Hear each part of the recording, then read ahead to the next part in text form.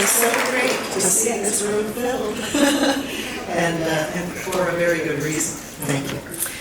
I'm Jan Walter. I'm a member of the festival committee, and I'm honored to introduce Walking with Beth, the very last event of this festival. First, let us acknowledge the Anishinaabe and Haudenosaunee peoples who lived here before us and who still call this territory home. We're grateful for the opportunity to share this space that is so rich in history, language, and storytelling. Once again, I draw your attention to the PEN Canada chair. As we gather to celebrate our freedom to write and read, this empty chair symbolizes the absence of a writer whose defense of these freedoms has led to their persecution and imprisonment. Please go to the PEN Canada website to find out more about their good work. Kingston Writers Fest would like to thank the joint sponsors of this event, Senior Transitions and Profile Kingston Magazine, and Merilyn's author patron, Christine Everdell of Tummy Tots Occupational Therapy. Of course, we're also grateful to the City of Kingston Arts Fund, the Ontario Arts Council, and the Canada Council for the Arts, especially the Governor General's Award Book Fund, as well as the many institutions, businesses, and individuals who support the festival. And of course, the dedicated and highly skilled volunteers who have worked incredibly hard these past 4 days and months to bring this festival to you. To every one of them, our thanks.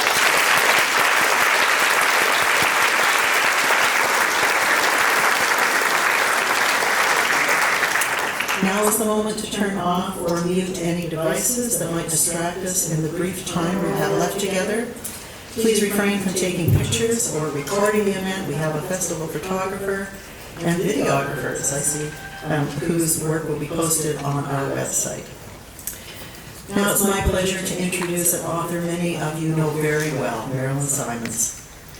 Merilyn's many books defy easy categorization. The Convict Lover was labeled a nonfiction novel.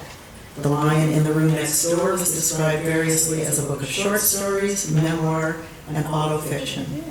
She's recognized as a pioneer in the realm of creative nonfiction. And by her own description, she has written short fiction, 3 novels, various memoirs, and 2 biographies, always driven by an insatiable curiosity.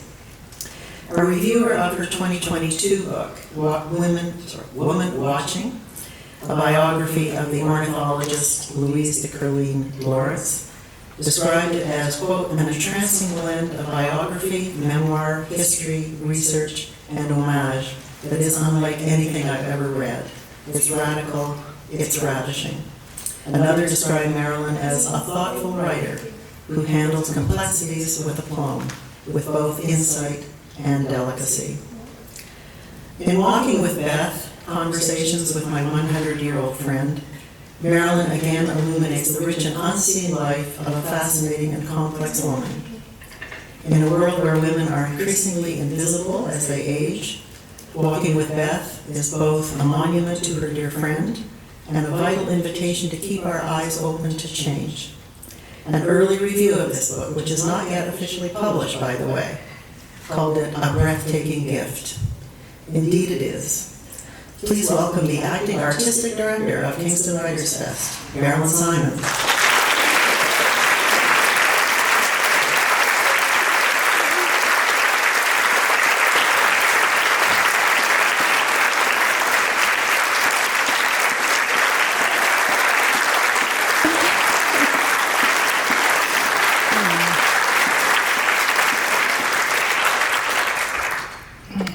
Thank you, Jan. You know, Jan is an icon of Canadian publishing. She was my first literary book editor, and as we heard last night, she edited The New Romans, a landmark anthology on the Canadian relationship to the United States, of which Elbows Up is the sequel. Jan won't tell you any of this because she is the soul of modesty and diplomacy. Jan and I founded Kingston Writers Fest together back in 2009, picking up the name when a small festival that was developed by the library and Kingston Literacy and into a book collapsed in its 3rd year. This winter, Winking Songwriters Fest once again came to the brink of extinction. Jan and I got together and we raised the money to pay off the considerable debt, and then formed a board, and then gathered an amazing festival committee to plan and produce the festival.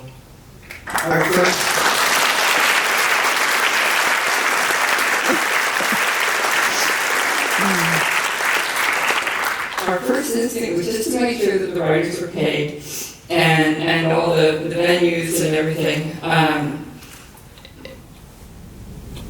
so that the festival could die with dignity, if that was the will of the people.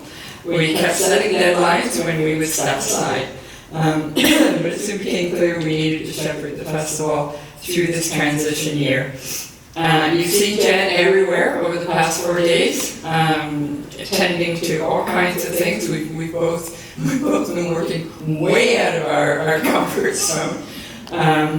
But mostly, I mean, her skill and commitment is stellar, but her brilliance in programming, which you have all benefited from over the past few days, it cannot go unremarked. And so please, a huge round of applause for the women that have done this dramatic.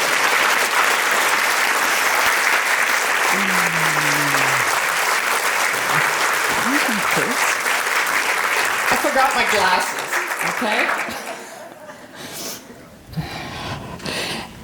And I can't both squint and have a runny nose. This is the first time I've presented this book because, as Jen said, it's not out yet, right? This is the second book, last night with Elbows Up, that book isn't out yet either. So, it's kind of amazing. But I'm going to be crying, I just know it. So, thank you for whoever was thoughtful enough to put Kleenex beside me. One of the stories that Beth told me is that she grew up in a family that was perpetually grateful. And being here with all of you at the end of this extraordinary 4 days, which comes at the end of an extraordinary 6 months, during which, with your help and the help of countless others, we've revived the festival. I'm just overwhelmed with gratitude. I'm grateful to be part of this community, to come together to share stories. You see, I'm going to cry, I know it. But it's worth crying. The act of writing and reading are solitary. But the sharing of stories requires a community, and that's what we're building here. So just thank all of you. I'm just so grateful for all of you.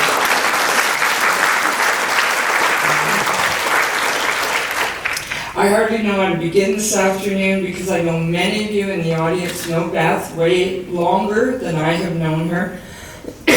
For those of you who don't know the Beth of the title of the book, she is Elizabeth Pierce Robinson, daughter of Warren Pierce, who in many ways was the groundskeeper to the flowering of Canadian literature.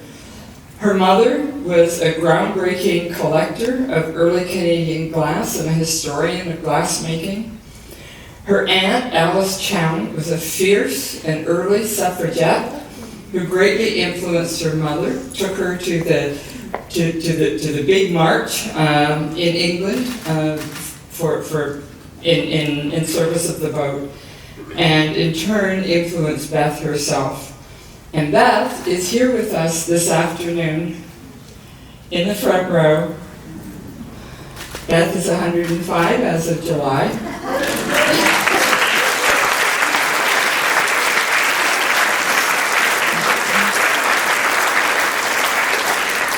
Beth and I have known each other for about 40 years, give or take. Neither of us remembers when we met. Everybody asked me, and I said I have no idea. And we tried. We really tried to figure it out, but we just couldn't. I feel as though you have always been in my life, Beth said to me, and I feel the same way. And that's how it is with friends. And more than anything, Walking with Beth is a book about friendship. So I'm going to talk a little bit about Beth, a little bit about myself, our walks together, and mostly I'll read bits from the book. The book is organized in almost 90-something little short passages. It doesn't have a big normal arc.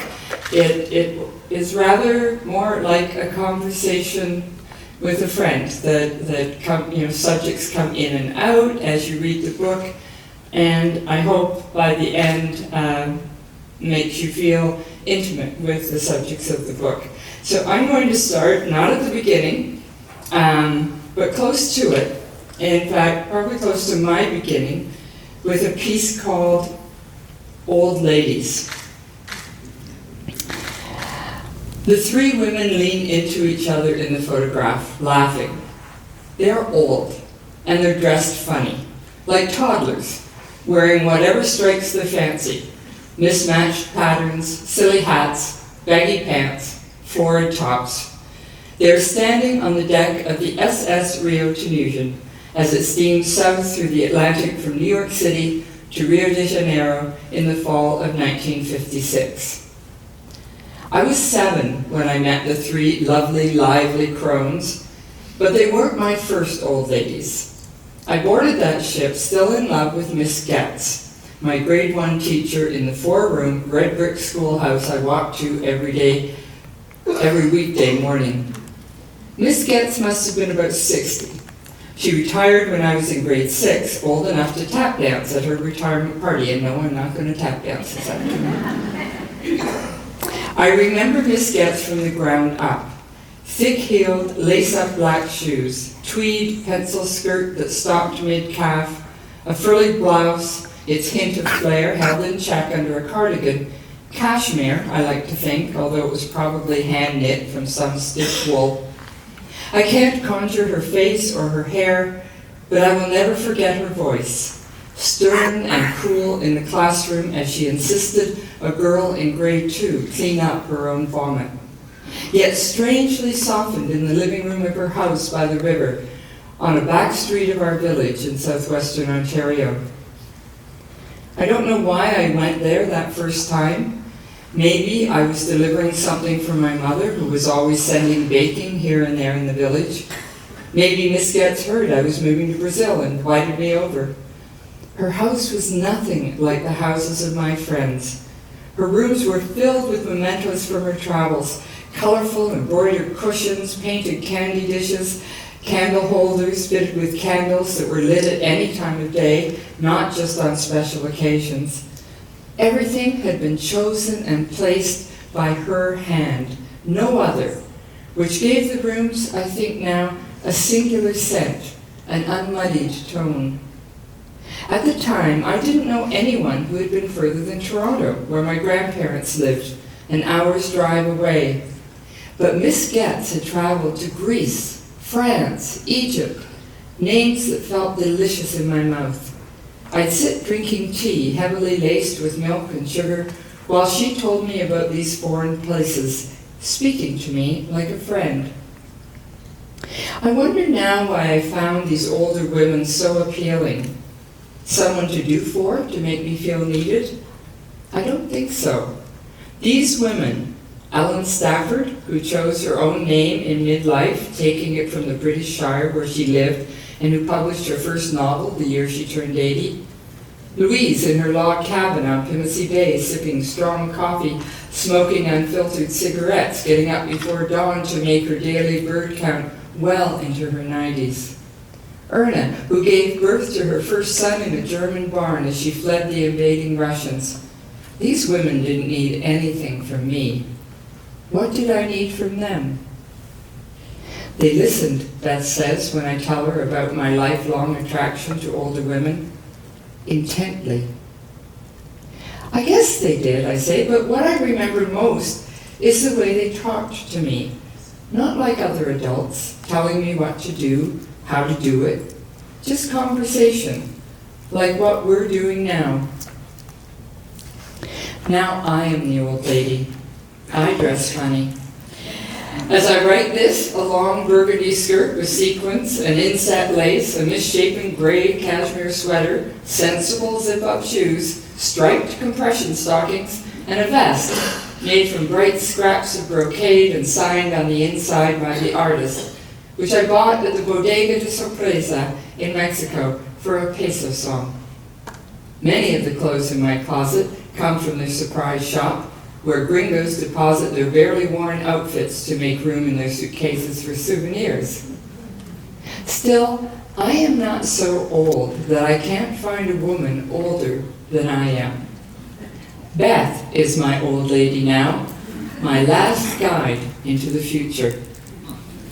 Thank you.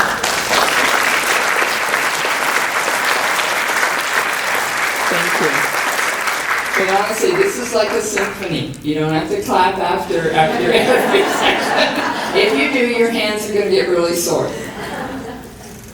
So I say guide, but that doesn't mean Walking with Beth is a how-to book. Do this and do that, and you'll live to 105, like Beth. At first, there was no purpose to our meanderings, not to our walks or to our talks. We followed the conversation wherever it took us. We read to each other, we passed books back and forth, made notes.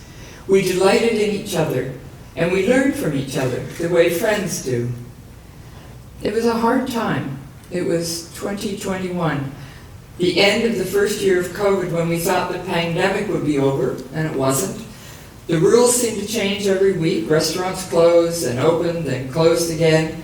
Kids stopped going to school. Everything shut down. Those of us who were compromised had more to fear. We isolated ourselves even more from the world. For many, not just us, walking became a respite from the isolation. For Beth and I, not only did our walks get us out of the house, our talks took us out of ourselves and into the wide, wide world. So I'm going to read a little section now called Possibilities. Here we go. Beth greets me at the door in red running shoes, jeans, a cashmere sweater the color of cherries, and a soft shawl that is flaming sunset. Her steel gray hair is pulled back with a dark headband. I'm often struck by her beauty, but today I have to take a moment to catch my breath. She has been thinking of subtitles for this accumulation of words that may one day coalesce into a book. From retirement to Mount Pleasant, she says, with a glint in her eye. Mount Pleasant, as some of you obviously know, is the Toronto cemetery where my father's family is buried and where our plot awaits Beth's remains. What about me, I say? I don't want to be buried. I've told Wayne to just shove me up the chimney. We both laugh. This book is for women, Beth says, turning serious. I nod in agreement. The female path through the latter stages of life is not the same as that of a man. For one thing, we live longer.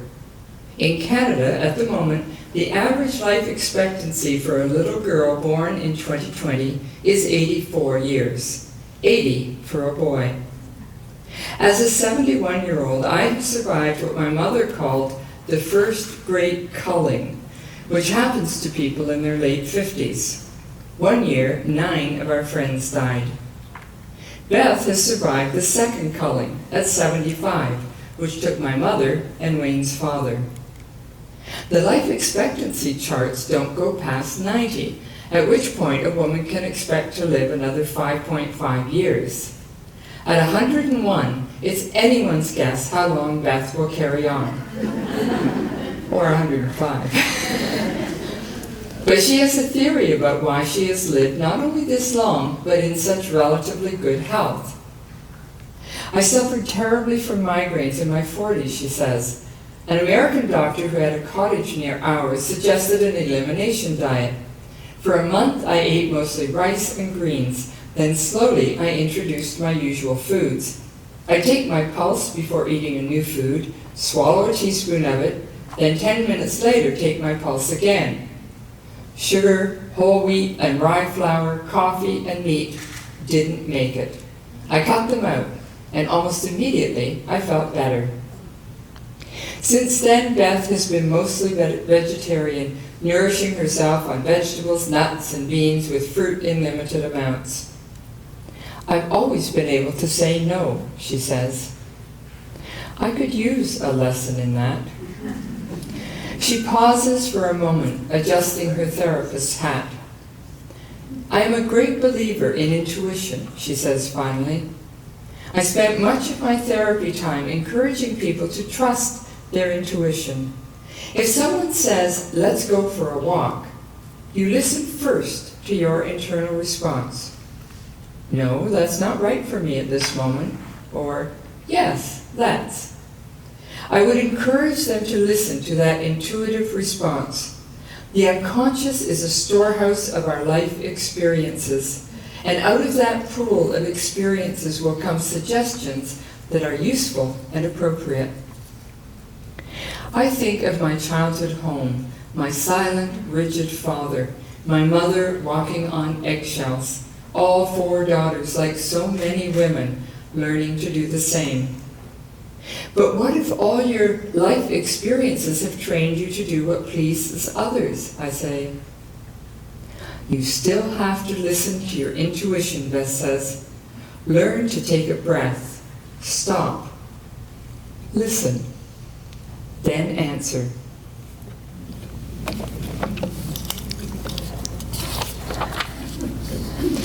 Finally, Beth and I allow ourselves a visit indoors. This is a really big deal. Beth was still driving then. In fact, she only stopped driving last year, not because she was told to, but because she felt that that part of her life, and she did love driving, especially sports cars, had come to its natural end. I stopped driving before she did, felled by a difficult illness.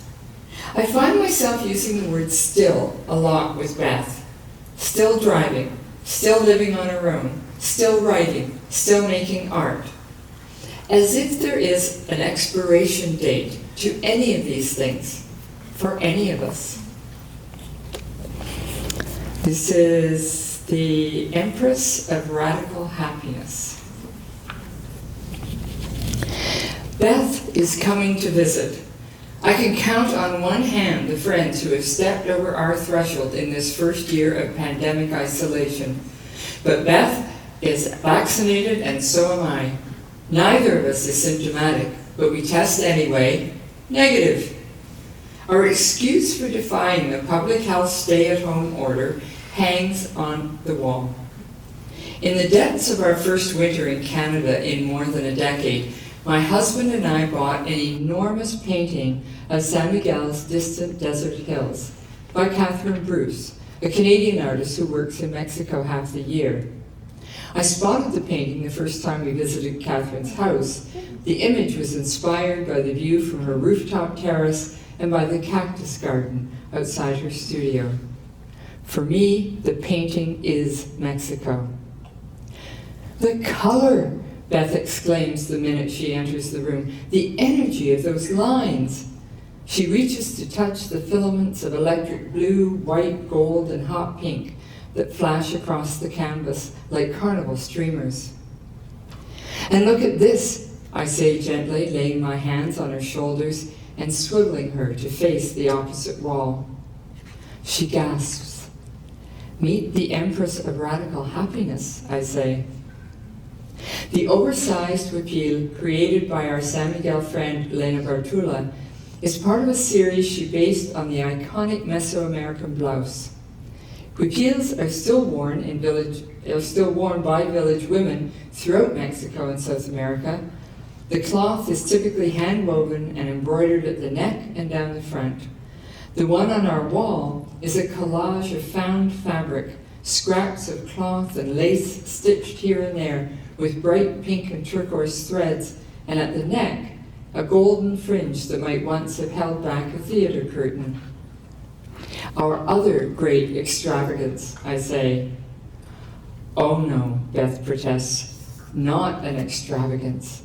I believe this is essential. Art, as those of you who know Beth, is absolutely central to Beth's life.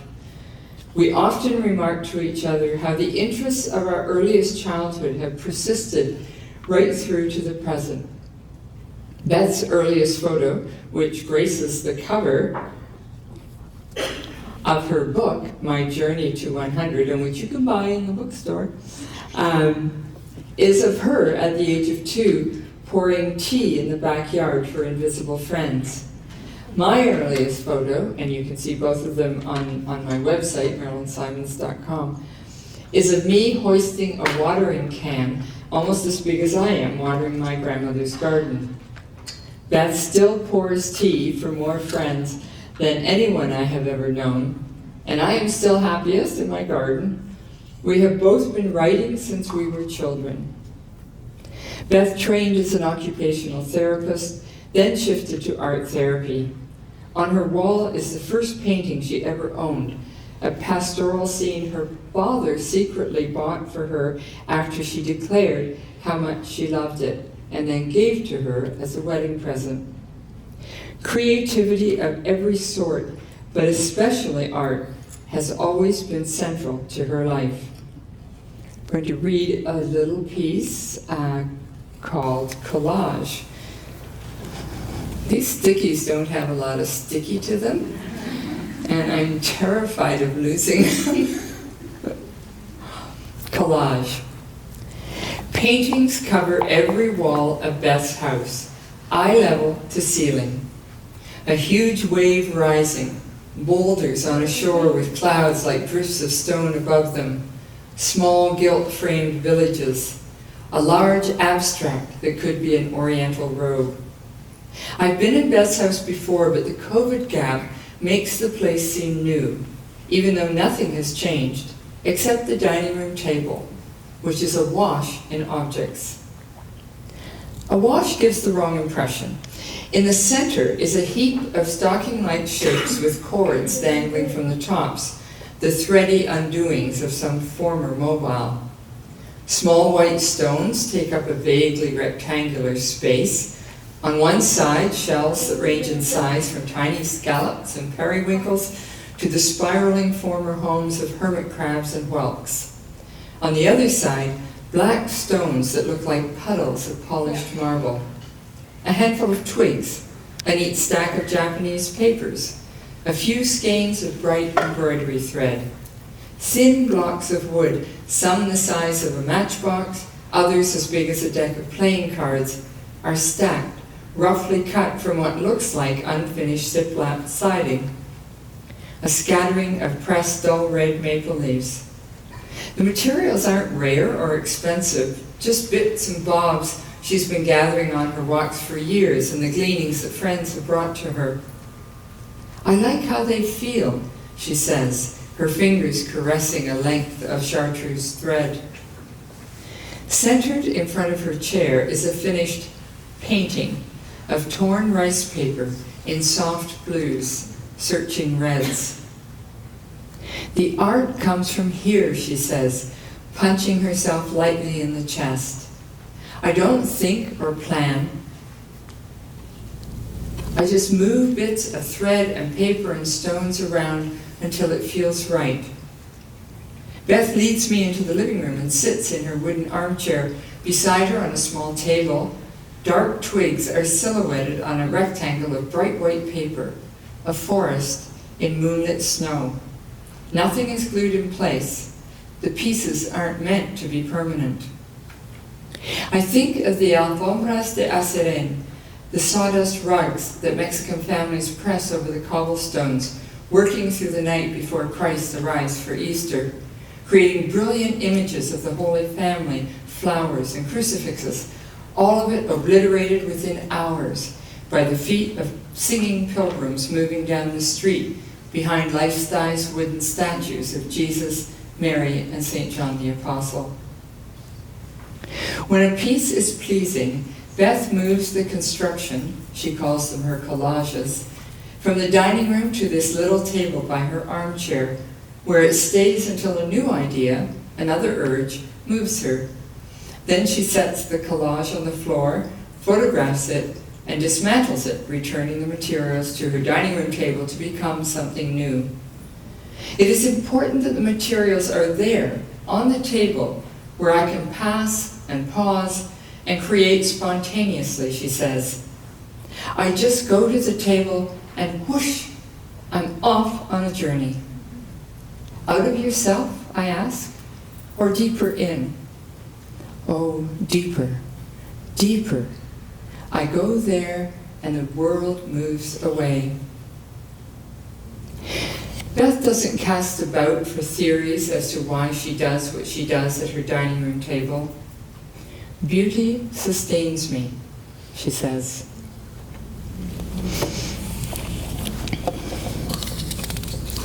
A friend of mine, a woman I've known since first year university, recently admitted that since she turned 75, she's noticed a change in her internal dialogues. She finds herself saying things like,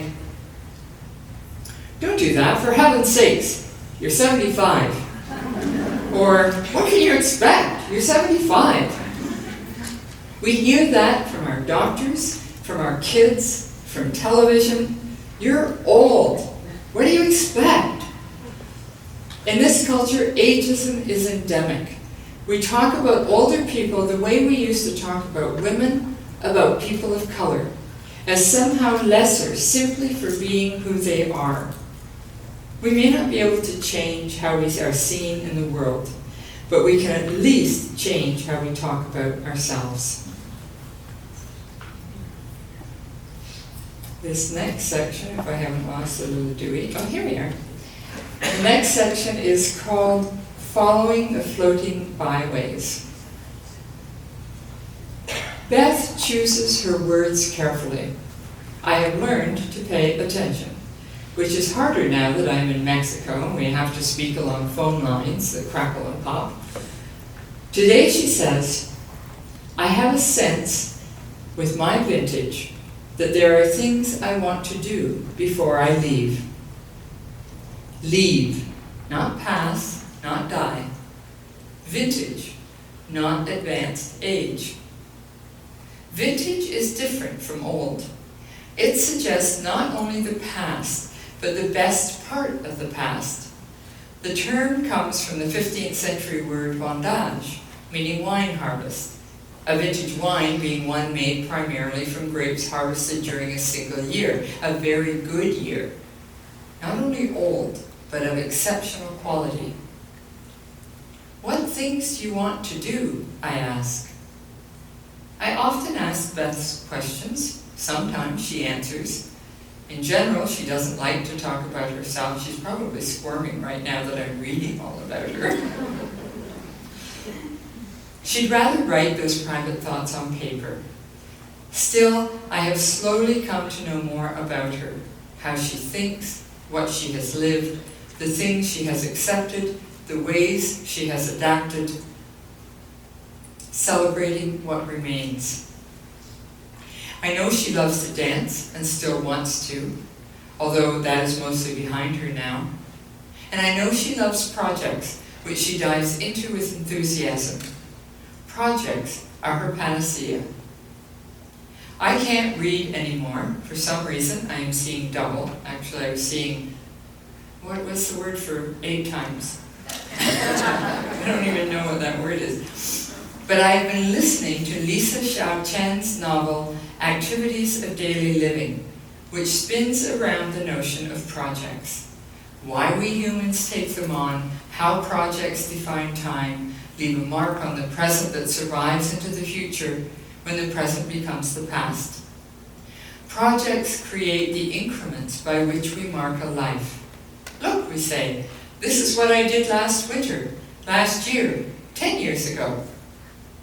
Beth and I have been walking and talking for a year, our notebooks already bulging with what we have both come to refer to as the book project. Project comes from the Latin, I used to know how to pronounce this. I actually narrated the audiobook for this book, and so I had a phonetic pronunciation in front of me, so now I have to try to remember what that is. Okay, project comes from the Latin progicere, to throw forward. The Webster Dictionary calls a project an idle scream, an impractical design. Right, but I find that dismissive. Embedded in the word is the notion of a start, a throw, and an intention forward, although it doesn't imply an end. This makes a project less a search than an opening up, allowing oneself to feel that stir of curiosity, of delight, that swelling of faith when you sense something can come of a project, this thing that Chen calls following the floating byways of life. What is it you want to do before you leave? I repeat, mentally making a list of possibilities. But Beth reaches beyond her to-do list. I'm thinking of making something with stamps, she says. Really? Stamps? What on earth can come of stamps? Well, I'll tell you. You'd be surprised. I collected stamps as a child, so did my husband Wayne and his mother, and I expect a lot of you did too. That was back when people wrote letters. What are children collecting now? I don't know. That transports them out into the wider world, the way stamps did for us.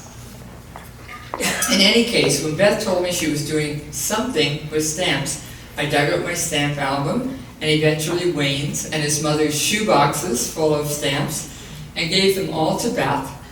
She trimmed the envelope backing of the stamp and arranged the stamps in heaps on her dining room table according to color. She procured pieces of thin plywood that became her canvases for her remarkable stamp paintings. If you want to see her first triptych, which she created during the first COVID winter, take a drive up to Delta, Ontario. It's about an hour north of here on, Highway 15? More or less, no? 15 to 42. 15 and 42, right, thank you. Yeah, it's on Highway 42. Take a drive up to Delta and visit the post office, because Beth's triptych is hanging on the wall of the post office, and honestly, it is a miracle. We all need a passion that is our own, Beth said to me. How can we navigate a journey that pushes and pulls at us as hard as life does, unless we can imagine? And Beth is right. Life does push and pull at us from the moment we are born. No stage is easy. I'm going to now read a section called The Happiness of Getting Old. Today I bring Tomas Martinez's The Tango Singer to my visit with Beth. In the novel, a student travels to Buenos Aires to search amid the political protests and riots for a tango singer. He describes a party where a woman, not the tango singer, arrives looking radiant, although as the night wears on, bags slouch under her eyes. If I pointed this out, the author says, she'd touch them with the tips of her fingers and say, without sarcasm, it's the happiness of getting old. I read the passage to Beth. Her skin is still impossibly smooth, especially compared with mine.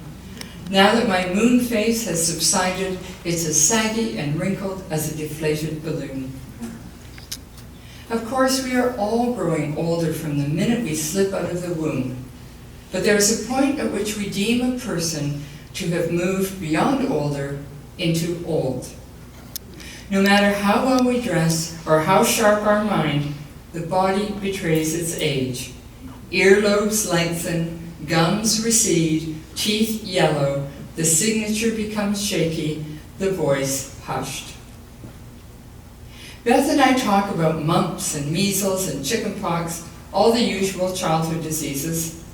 In the 20s, when she was a child, there was also diphtheria, whooping cough, tuberculosis, and polio.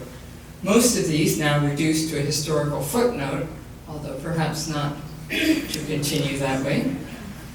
Last night, brushing her teeth before bed, Beth thought suddenly of quinsy, an old-fashioned disease like miasma and consumption, and that other bygone catch-all, a failure to thrive. Maybe it doesn't help to attempt to understand suffering in advance. Maybe I can't smooth the way for my children, because they know that their aging will be theirs and not mine. If my grandmother had had a pacemaker, her heart might not have stopped in her sleep. If my mother had been treated with today's Alzheimer's medications, she might have been with us a decade longer. There are vaccines now for certain kinds of cancer. Who knows what fixes will be available to my children and theirs. Still, the belief persists in me that humans, we females at least, share common physical experiences. We get our period and lose our period, our skin, hair, eyes, joints drying up as if we've stumbled into a desert. We submit to yearly mammograms and gynecological exams in hopes of spotting breast and cervical cancers before it's too late. It's just aging, the doctors say, turning away from ailments that might be addressed. It's just aging, friends say. Even so, just because these are expected, is the constellation of changes that come with age and illness any less distressing and difficult to bear? Dwindling energy is one of the most boring things about being old. That's from Diana Athill. She wrote that in Somewhere Towards the End. You have to resign yourself to doing less, or rather taking more breaks than you used to. Beth agrees with the bit about taking breaks, but we both object to the phrase, resign yourself. Is there ever a stage when we don't have to adapt to what life throws at us? For 2 years, I haven't been able to leave the house by myself for fear of falling or collapsing from fatigue. Okay, fine, then who can I find to walk out with me? It's not much different from being 9 months pregnant and making sure you're never far from a bathroom, or having a gaggle of children that never allow you a moment's rest. Our bodies make demands. We meet them. What else is there to say?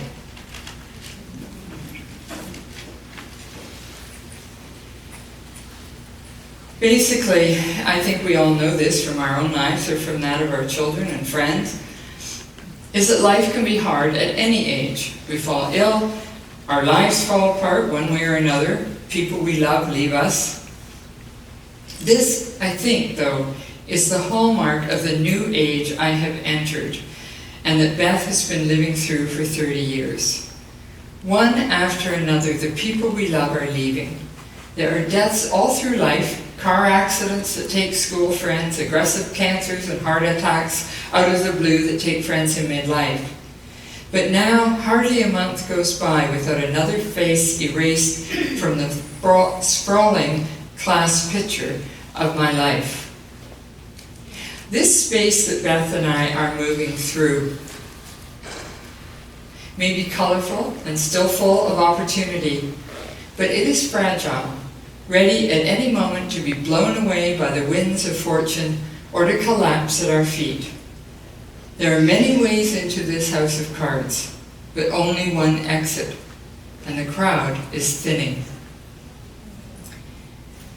I'm going to read a little piece called Demons, and how to deal with them.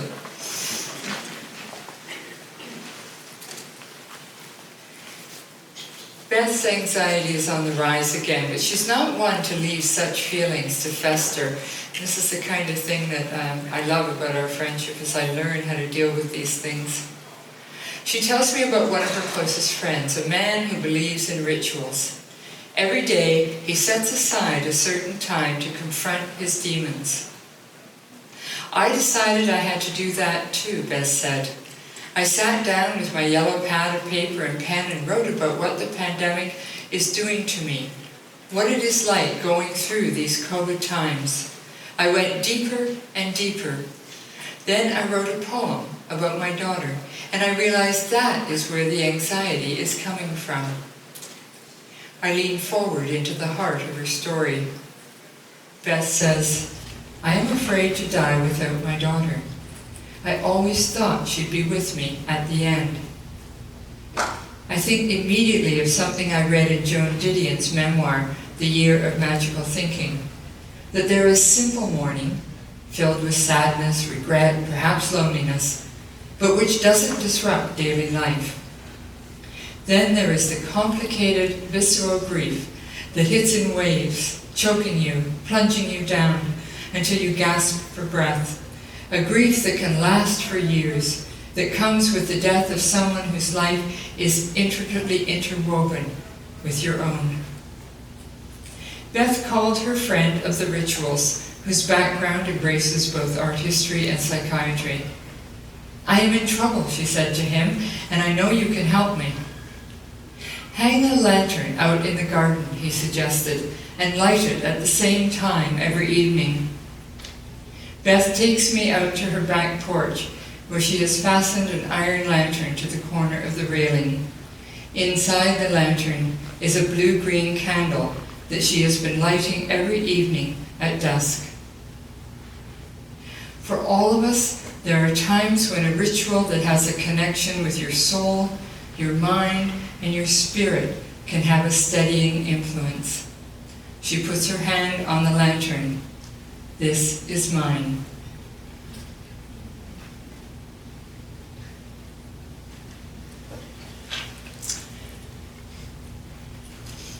I admit I fantasize about funerals.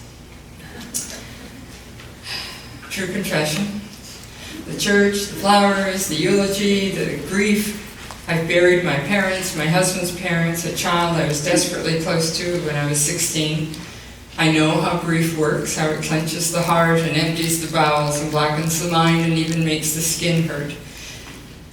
But the funerals I fantasize are never mine. I'm alive and well and sitting in a pew.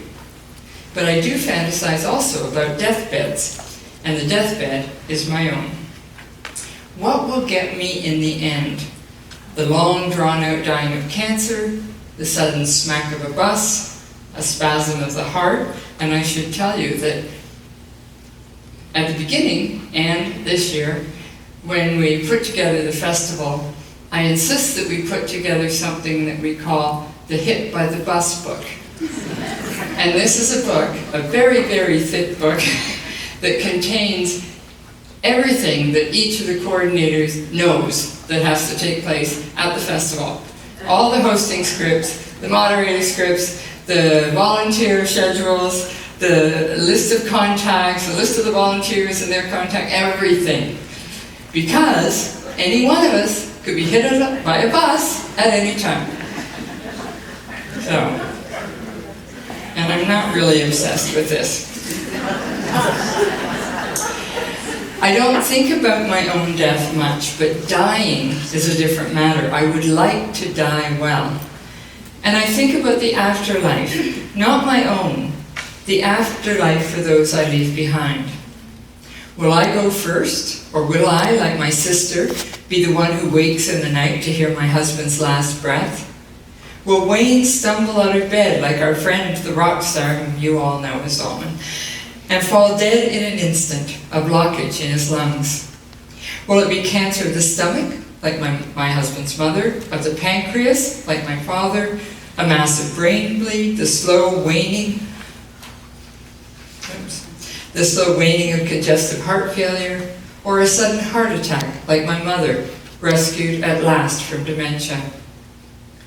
I am a writer, and I am used to determining the plot. What confounds me about dying is that I will have no say in the end of this. I want to close. I hope this is, okay, good timing. I do time it, but only once. I usually time it again and again and again. I want to close with a piece called Anam Cara. Anam Cara is a Gaelic phrase that Beth introduced me to and that I have come to love very much.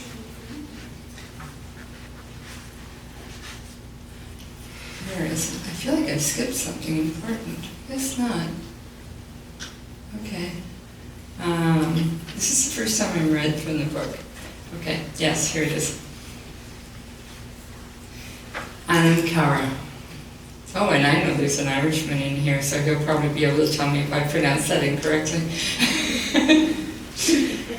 Beth and I do not eat potato chips and drink martinis while discussing the merits of one method of suicide over another, as Anne Sexton did with Sylvia Plath. We do not write each other long, impassioned letters like Anne Patchett and Lucy Greeley.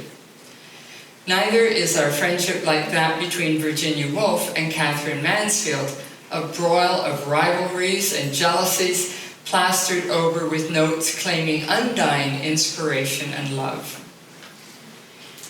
Aristotle called friendship the art of holding up a mirror to each other's souls.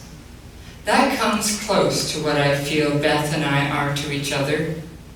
Emerson didn't try to come up with a definition of this abiding relationship, but he did extol its twin pillars of truth and tenderness, words that ring true to me.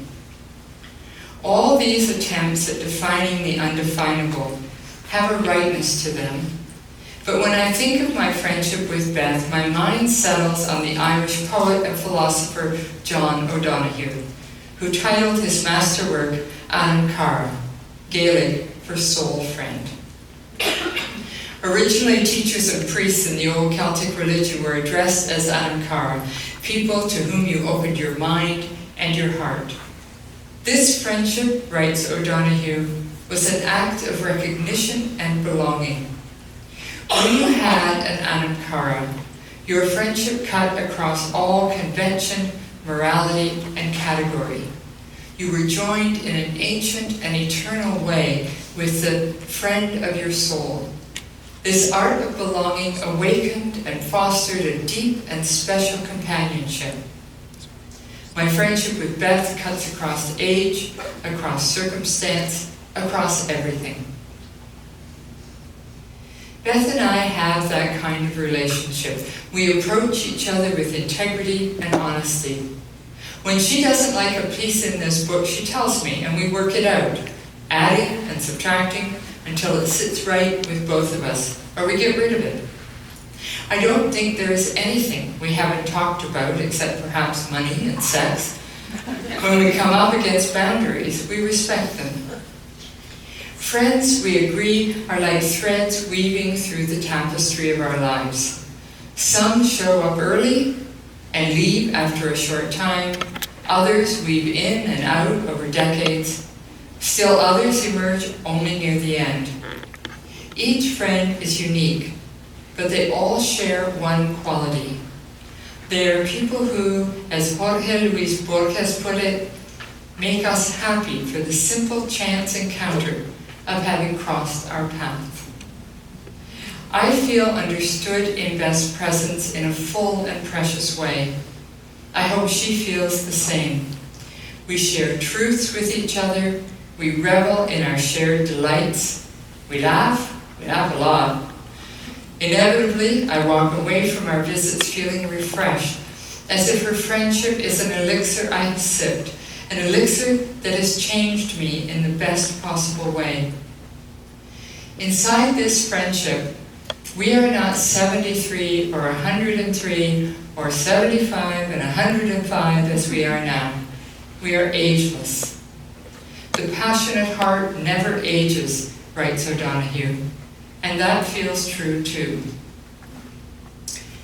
Beth and I are not the same. Each of us moves through life in our own way. Beth makes her collages with colored thread and stamps and stones. She gathers circles of friends around her teapot. She looks for happiness and finds it.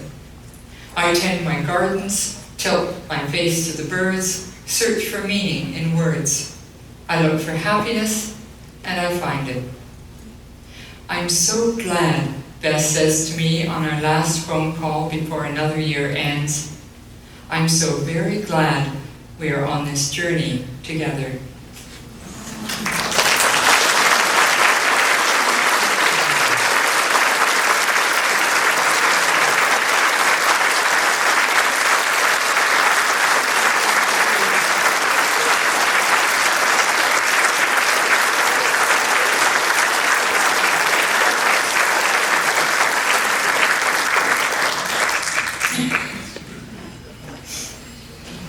Marilyn. And thank you, Beth. And thank you all for coming out tonight, today, and for the last few days. What is this? Okay. In a moment, you'll be able to join Marilyn and get your book signed. Also, we have copies of Beth's book. She may not be signing, but Beth's book is also at Novel Idea in the lobby. One last reflection. This is a wrap on the 17th edition of Kingston Writers Fest.